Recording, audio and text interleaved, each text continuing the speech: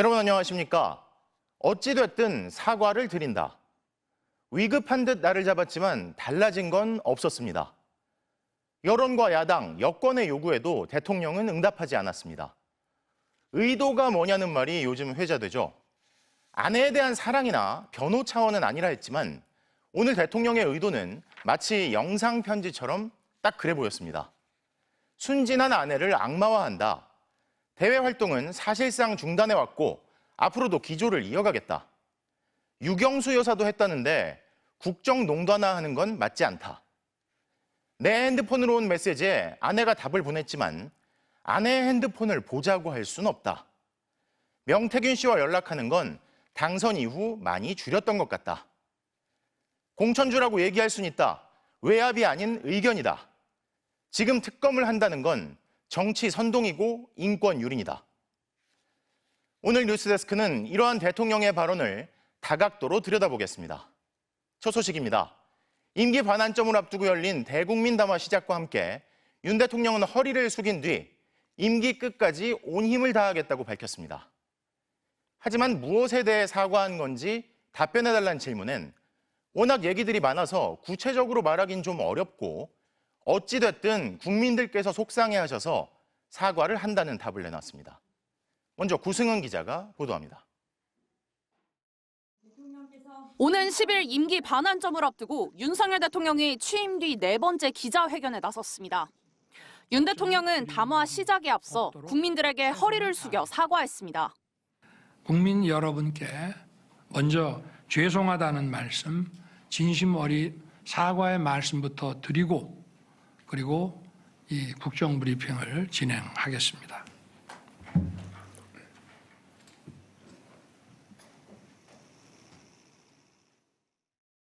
진심은 늘 국민 곁에 있었지만 자신의 노력과 별개로 국민께 걱정 끼쳐드린 일이 있었다며 모든 것은 자신의 불찰이고 부덕의 소치라며 몸을 낮췄습니다.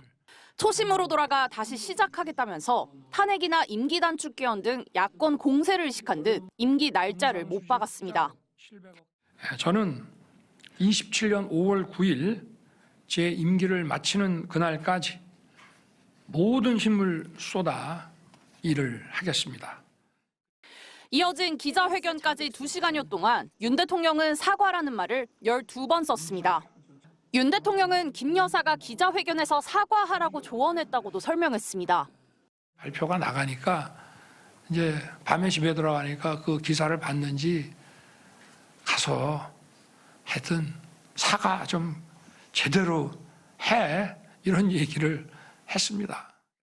기자회견에선 무엇에 대해 사과한 것인지 묻는 질문이 이어졌습니다. 사과를 할 때 꼭 갖춰야 될 요건이 몇 가지 있다고 합니다. 어떤 부분에 대해서 사과할지 명확하고 구체화한. 윤 대통령은 사실관계가 잘못 알려진 게 많다면서도 구체적으로 말하기 어렵다고 반복해 답변했습니다. 제가 대통령이 돼서 이 기자회견을 하는 마당에 그 팩트를 가지고 다툴 수도 없는 노릇이고 구체적으로 말하기가 좀 어렵지 않습니까? 그러나 어찌 됐든 제가 사과를 드리는 것은 이거는 처신이 올바르지 못했고 결국 윤 대통령은 사과한 이유에 대해 처신이 올바르지 못했고 대통령 부부의 소통 원칙이 제대로 지켜지지 못했다고만 답했습니다. MBC 뉴스 구승입니다.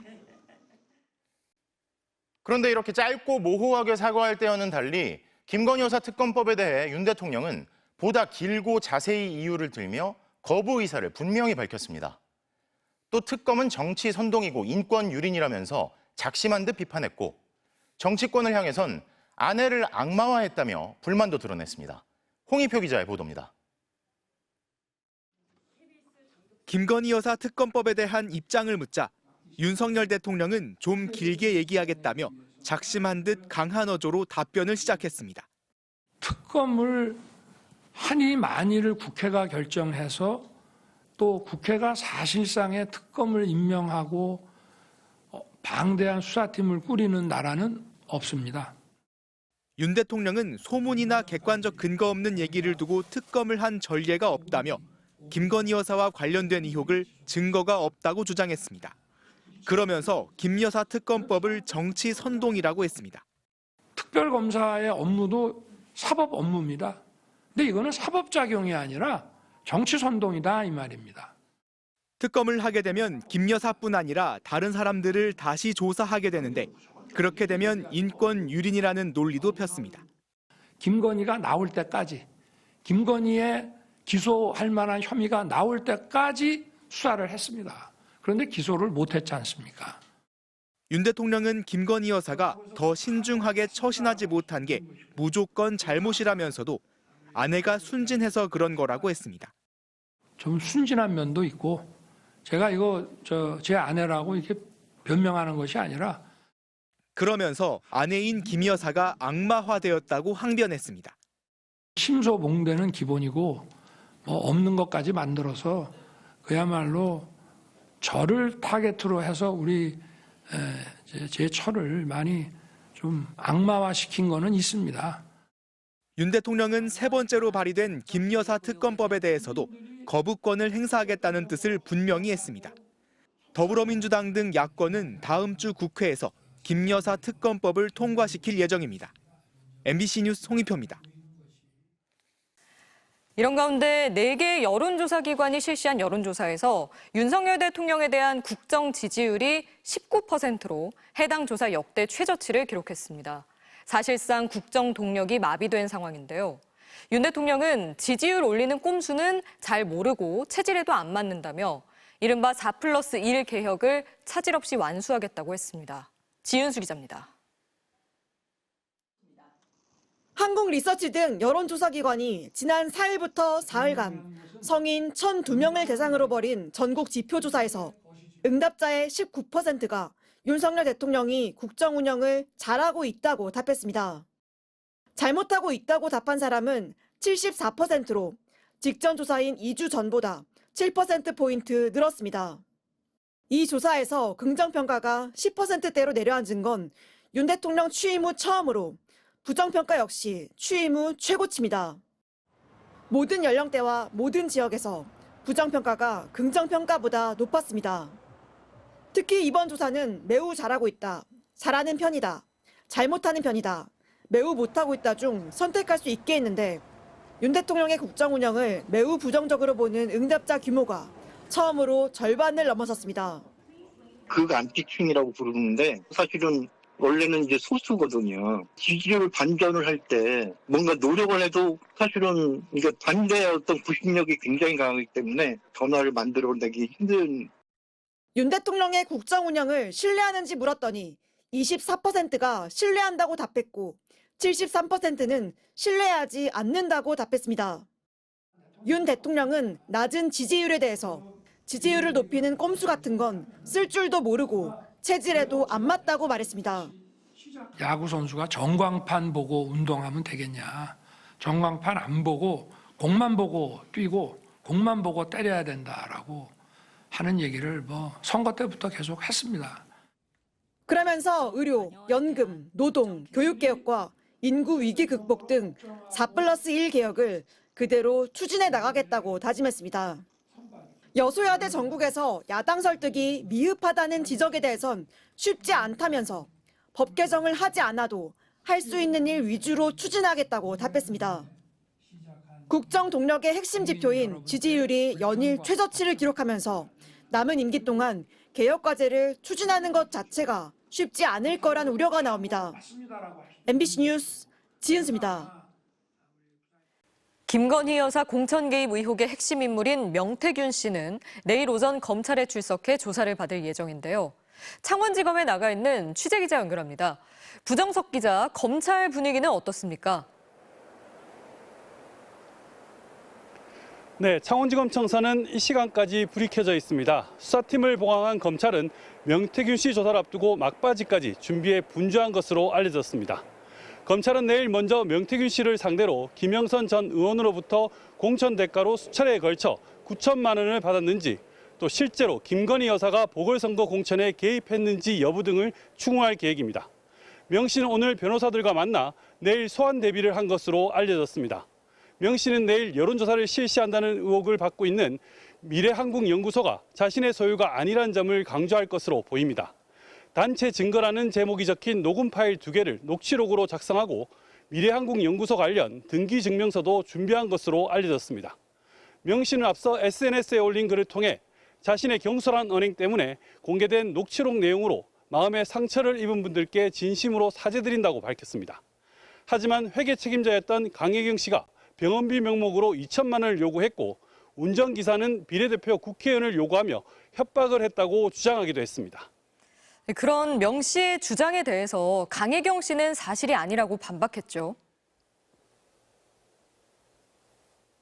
네, 어제 13시간 동안 검찰 조사를 받은 강혜경 씨는 김영선 전 의원과 명태균 씨가 거짓말을 하고 있다며 대질신문도 할 수 있다고 밝혔습니다. 거짓말을 하고 계셔서 일단 본인들도 조사를 정말 진실되게 받으셨으면 좋겠어요. 거짓말 하지 말고. 대질신문 관련해서 어떻게 생각하시는지? 저 적극적으로 하겠습니다. 네. 대질신문을 좀 하시겠다. 피할 이유 없고. 강 씨는 지난 대선 기간 명 씨가 윤석열 대통령을 위해 81차례 여론조사를 하고 그 대가로 김 전 의원의 공천을 받아왔다고 주장해왔는데 검찰은 내일 명 씨 조사로 얼마나 의혹을 밝힐 수 있을지 관심이 쏠리고 있습니다. 지금까지 창원지검에서 MBC 뉴스 부정석입니다. 해리스 후보가 결과를 받아들여야 한다며 대선 패배를 인정했습니다.